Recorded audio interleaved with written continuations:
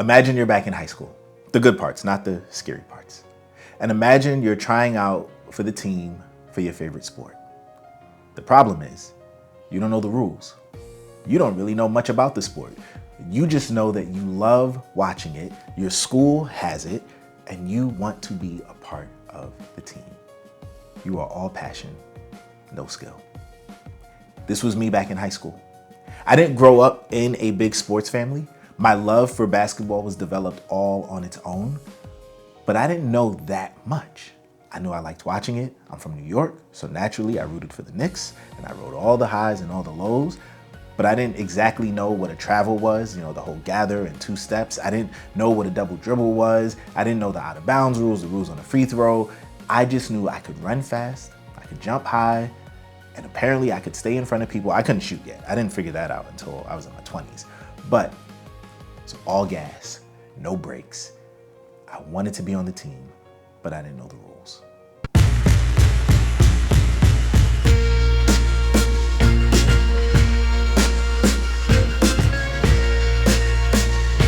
Hey, tell me more.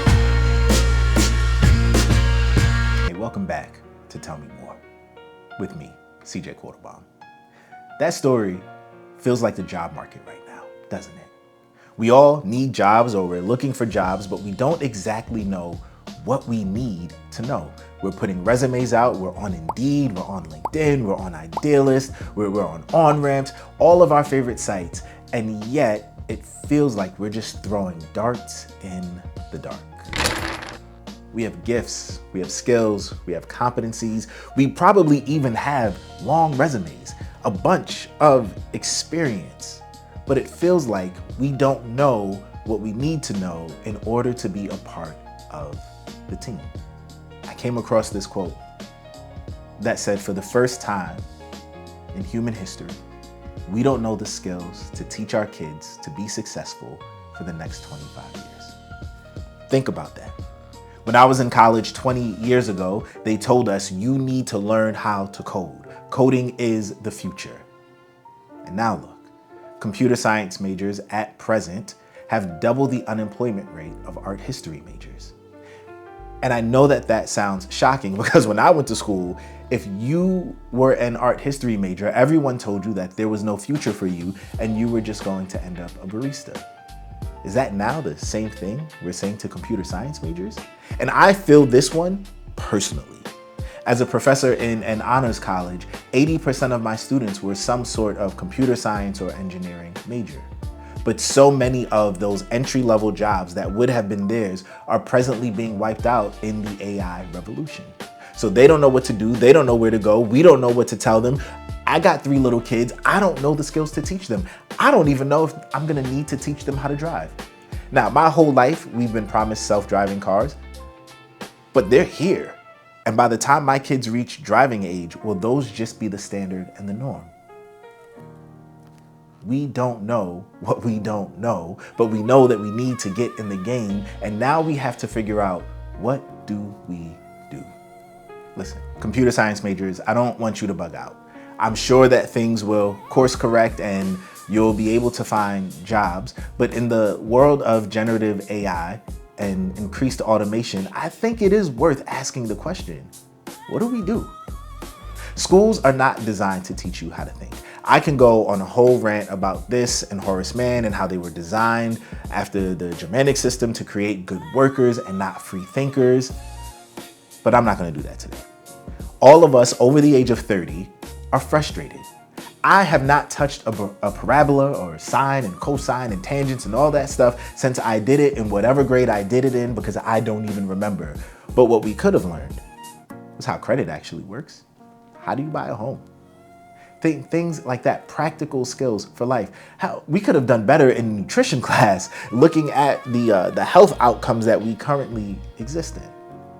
I talk a lot about 2050 and how the landscape looks incredibly different.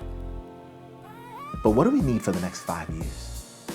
I think there are 4 skills that you are going to need to survive in the next era or phase of whatever the working world looks like. The first one is adaptability. The question here is, can you pivot when the ground shifts. Things are changing at a rapid pace. And if you are going to survive in the next iteration of whatever anything is, you have to be nimble. You can't be stuck in old, rigid ways because times are changing, baby.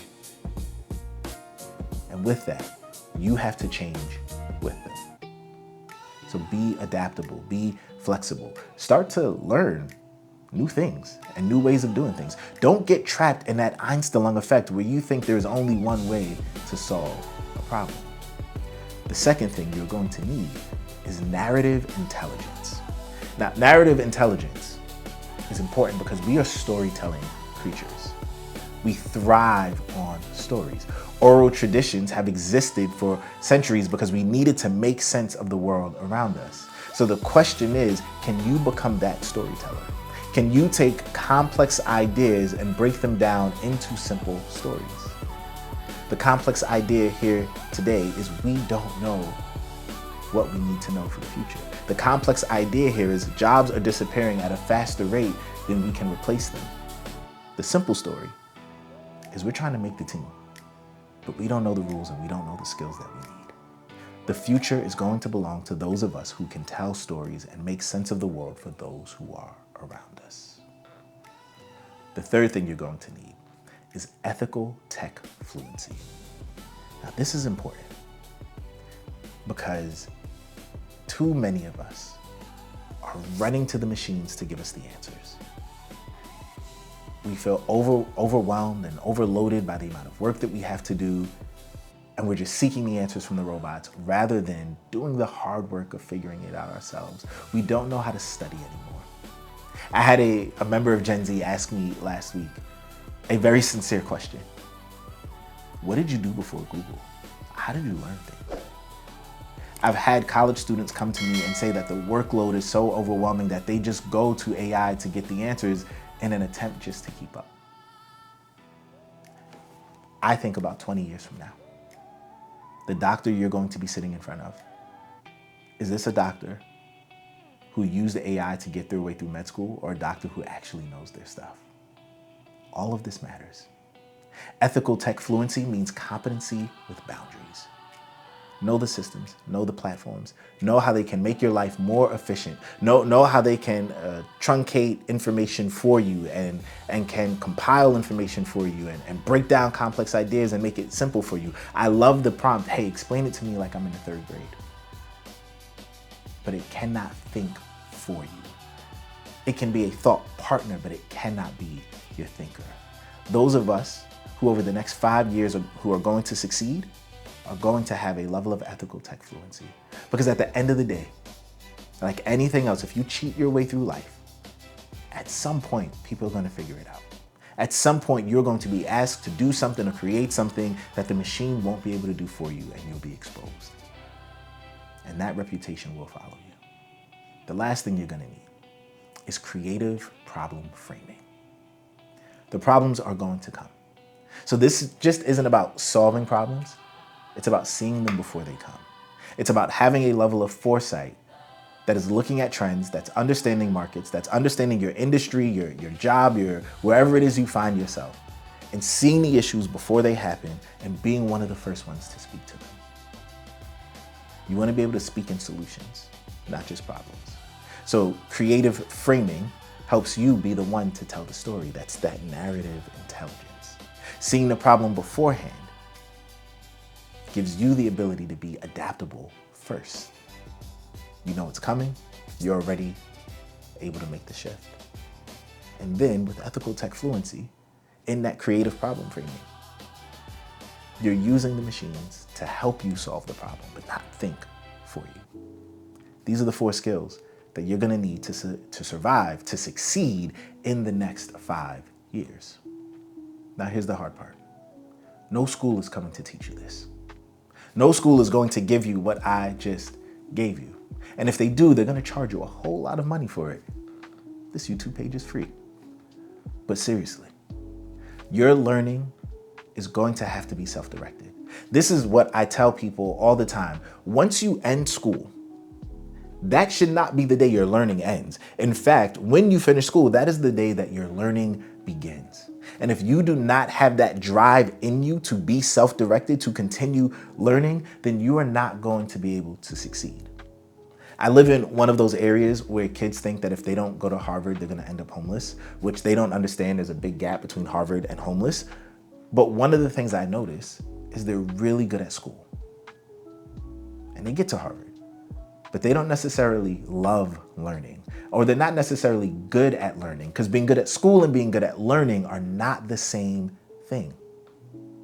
So what my encouragement to you is, there are plenty of people who go to Harvard, go to Yale, go to Princeton, all of these great schools, but they don't have an internal drive. And so the day that school is over, they don't know what to do with themselves. And then there are people who, like me, went to tier 3 institutions, but there's a drive inside of them to keep learning, an insatiable hunger that propels them forward. Be that person. So here's my advice to you. How do you get this learning? How do you grab this knowledge? First, is read widely. Read a lot of books about a lot of different subjects. Read books that don't pertain to you. This is going to broaden your aperture and help you see that there is a world outside of yours. Take classes. Go sit at the feet of experts. Learn from them. But it's not just about sitting at the feet of experts. It's also who's in the room with you. That networking component. Because the higher you ascend, it's not what you know, it's who you know.